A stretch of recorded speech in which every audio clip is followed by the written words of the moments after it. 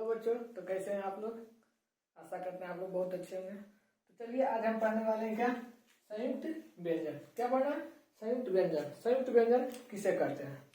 तो चलिए हम इसका डेफिनेशन लिख दिए, समझाते हैं। दो या दो से अधिक व्यंजनों के मेल, मतलब क्या होना चाहिए, दो या दो से अधिक व्यंजन होना चाहिए। व्यंजन आपको पता होगा, मतलब उस व्यंजन में क्या होना चाहिए, दो या दो से अधिक व्यंजनों का मेल, मतलब एक से ज्यादा व्यंजन होना चाहिए जब एक साथ। तो उससे जो व्यंजन बनेगा उसे हम क्या बोलेंगे, संयुक्त व्यंजन बोलेंगे। चलिए यहाँ तक आप लोग को समझ में नहीं आया होगा, तो चलिए हम समझाते हैं कि पहले लिख देते हैं क्या, संयुक्त व्यंजन चार है। कितने हैं, संयुक्त व्यंजन चार है। अब कौन कौन सा है ये हम जान लेते हैं। तो एक होता है छ, त्र, ज्ञ और एक होता है सर। ये क्या है, संयुक्त व्यंजन है। समझा गया। अब समझ लेते हैं कि संयुक्त व्यंजन मतलब है कैसे।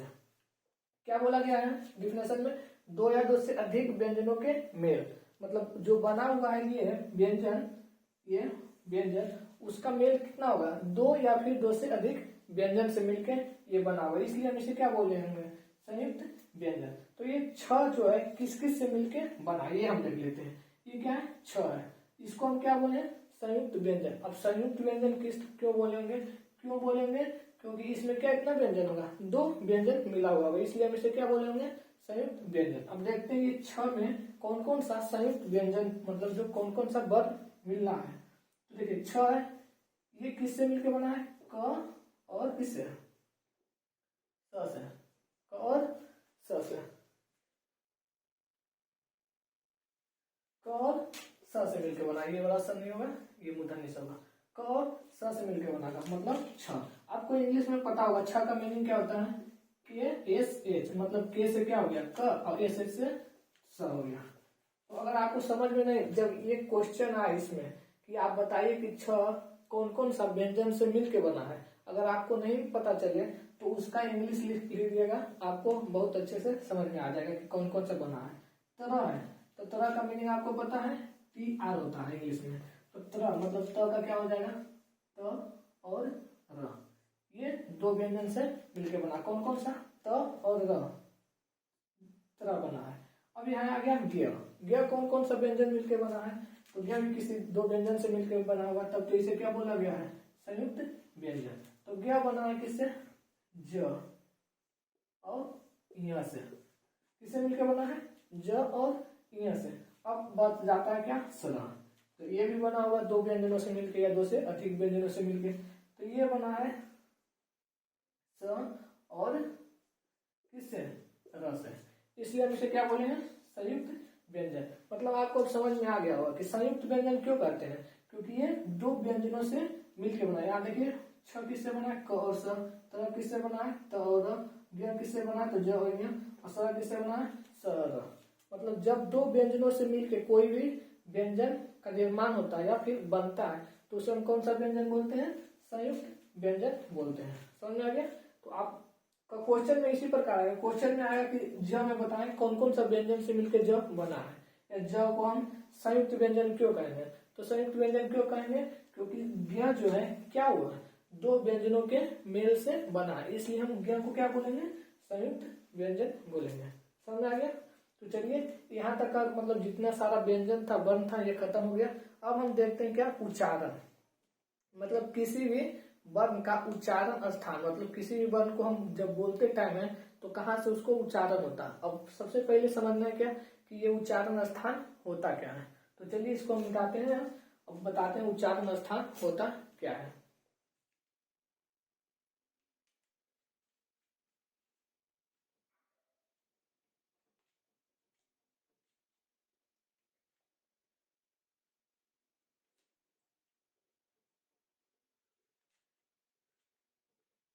चलिए देखिए क्या है, उच्चारण स्थान, उच्चारण स्थान। तो मुंह के जिस भाग से, मुंह के जिस भाग से, मुंह के जिस भाग से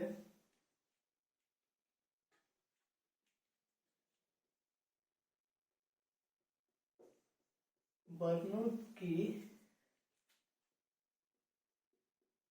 ध्वनियों, ध्वनियों का मतलब होता है कि जो वर्ण हम बोल रहे हैं उसका जो आवाज है, तो ध्वनियों का, मुंह के जिस भाग से वर्णों की ध्वनियों का, मुंह के जिस भाग से वर्णों की ध्वनियों का उच्चारण होता है, उच्चारण होता है, उसे हम क्या बोलेंगे? उच्चारण स्थान कहेंगे। क्या कहेंगे उसे? उच्चारण स्थान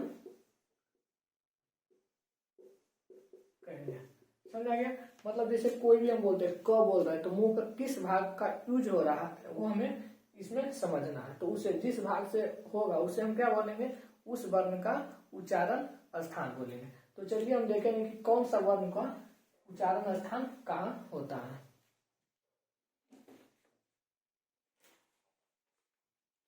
तो हम यहाँ थोड़ा सा समझिए, गौर से देखिएगा। सबसे पहले हम देखते हैं दांत का। किसका?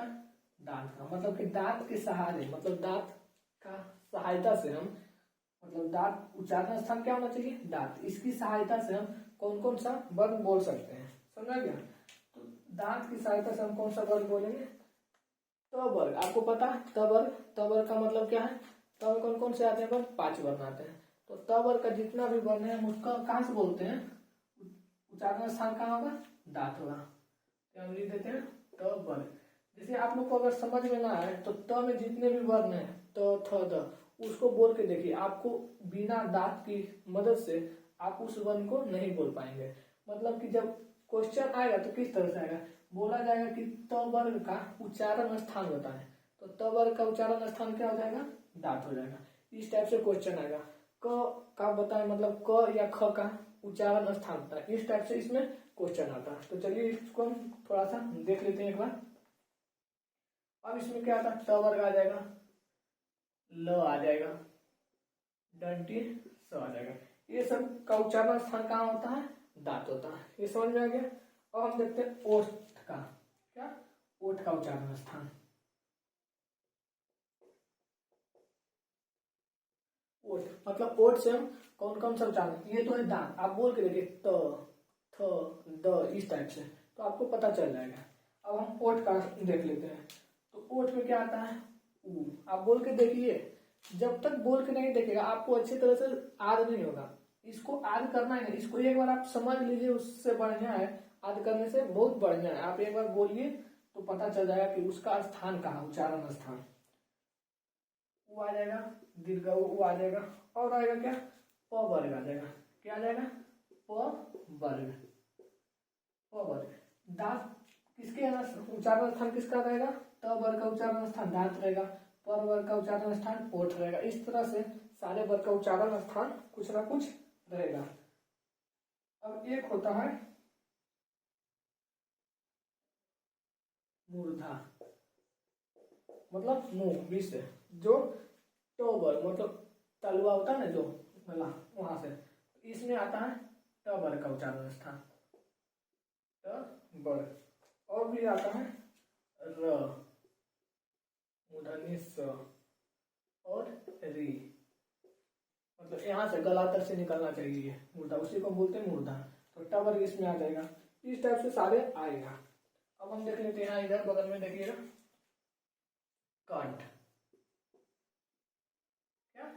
कंठ का उच्चारण था, मतलब कौन सा वर्ण है जो कंठ की सहायता से बोला जाएगा, मतलब कंठ उच्चारण यहाँ से होगा। तो जिसे में आ जाएगा इसमें अ, आ, और कौन सा आ जाएगा? क वर्ग। जितने भी क वर्ग के वर्ण होंगे, आपको पता होगा क वर्ग में कौन सा आता है? क, ख, ग, घ, ये। तो क वर्ग के जितने भी व्यंजन होंगे उसका उच्चारण स्थान क्या होगा? कंठ। त वर्ग के जितने भी व्यंजन होंगे उनका उच्चारण स्थान क्या होगा? दांत। प वर्ग के जितने भी व्यंजन होंगे उसका उच्चारण स्थान क्या होगा? ओठ। ट वर्ग के जितने भी व्यंजन होंगे उसका स्थान क्या होगा? मूर्धा। इस टाइप से सारे का उच्चारण स्थान होगा। अब एक आता है तालु। इसका उच्चारण तालु। इसमें देखते हैं किस किस वर्ण का उच्चारण। इसमें हो जाता है च वर्ग का। किसका? च वर्ग का। च वर्ग में जितने भी व्यंजन है उसका उच्चारण क्या होगा? तालु होगा। च होगा, य होगा, स होगा। इस टाइप से उसमें क्वेश्चन आते हैं कि मतलब कोई भी वर्ण दे देगा आपको, अब बोलेगा उसका उच्चारण स्थान बताएं। समझा गया? कोई भी वर्ण दे देगा, उच्चारण स्थान पूछेगा, तो आपको उच्चारण स्थान से घबराना नहीं है, बस उसको आप बोल कर देखिएगा, ऐसे भी पता चल जाएगा बस। और इतना ही था, वर्ण परिचय में सिर्फ इतना ही पढ़ना था टोटल क्वेश्चन। अब इससे आपको कोई भी क्वेश्चन छूटेगा नहीं। तो चलिए हम कुछ क्वेश्चन को बोलते हैं, आप लोग रिवीजन एक तरह से समझिए, हो जाएगा। तो चलिए हम इसी प्रकार किताब से देख के क्वेश्चन बोलते हैं। जैसे आपको पता होगा वर्ण, क्या वर्ण किसे कहते हैं। तो सबसे पहला क्वेश्चन था वर्ण किसे कहते हैं। तो क्या बताएं, तो वर्ण उस मूल ध्वनि को कहते हैं जिसका हम क्या कर सकते हैं, खंड या टुकड़ा नहीं कर सकते, उसे हम क्या बोलेंगे, वर्ण बोलेंगे। अब आता था क्या, वर्णमाला। तो आपको पता, वर्ण जब पता होगा तो वर्णों के समूह, किसका, वर्णों के समूह को हम क्या बोलेंगे, वर्णमाला बोलेंगे। समझ में आ गया? अब फिर अगला क्वेश्चन क्या आ सकता है कि वर्ण के कितने भेद है, वर्ण के कितने भेद है। तो आपको बता दिए हैं वर्ण के कितने भेद है, 2 भेद है। कौन कौन सा वर्ण के भेद है, तो एक होता है स्वर और दूसरा क्या है, व्यंजन। कौन सा, व्यंजन। ये पता होगा। स्वर के भी 2 भेद है, एक क्या होता है मूल स्वर और एक मूल स्वर, और एक क्या होता था ह्रस्व स्वर।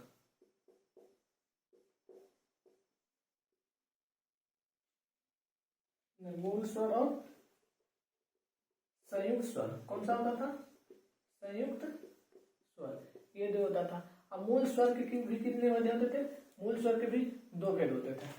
क्या होते थे, 2 भेद। कौन कौन सा, एक होता था ह्रस्व और दूसरा होता था क्या, दीर्घ। ह्रस्व और दीर्घ। ह्रस्व में क्या होता था, बोलने के लिए कम समय, मतलब इसके लिए क्या, कम समय, मतलब यहां लिख देते हैं उच्चारण में क्या, कम समय, और दीर्घ में क्या होता था, उच्चारण में ज्यादा समय। समझा क्या, इस टाइप से था। और उसके बाद क्या था, व्यंजन। व्यंजन के कितने भेद थे आपको पता होगा। व्यंजन का स्पर्श व्यंजन हो जाता था, और क्या हो जाता था, ऊष्म हो जाता था, अंतःस्थ हो जाता था, और एक हम 2 अलग से पढ़ लिए, क्या, एक विकसित व्यंजन, और एक का हम सब पढ़ लिए संयुक्त व्यंजन। विकसित व्यंजन कौन कौन सा था, तो विकसित व्यंजन 2 था। कौन सा, एक अड़ और एक ढ। पता हो गया। संयुक्त व्यंजन कितने हैं, कितने हैं, तो छ, र, ज्ञ और स्वर। इस टाइप से इसमें क्वेश्चन आएंगे, और कोई भी क्वेश्चन नहीं आएगा। बस एक बार आप लोग इसे घर में समझ लेंगे अच्छे से, बाकी इससे अब कोई भी क्वेश्चन नहीं छूटेगा। तो चलिए आज ये वर्ण परिचय का चैप्टर समाप्त होता है। हम नेक्स्ट वीडियो में लेके आएंगे इसके बाद जो पढ़ना है उसको। तो चलिए आप लोग एक बार इसे घर में रिवीजन कर लीजिएगा अच्छे से, बस सारा, इसे कोई भी क्वेश्चन छूटने वाला नहीं है। तो चलिए आज तक इतना ही। अगर वीडियो अच्छा लगा हो तो एक बार लाइक कर दीजिए, अगर सब्सक्राइब नहीं किया तो चैनल को सब्सक्राइब कर दें। और आप लोग से एक बात और जरूर करेंगे, अगर वीडियो अच्छा लग रहा है, आपको पढ़ने में मन लग रहा है, तो अपने दोस्तों के पास इसे शेयर जरूर करें। तो चलिए तब तक के लिए धन्यवाद।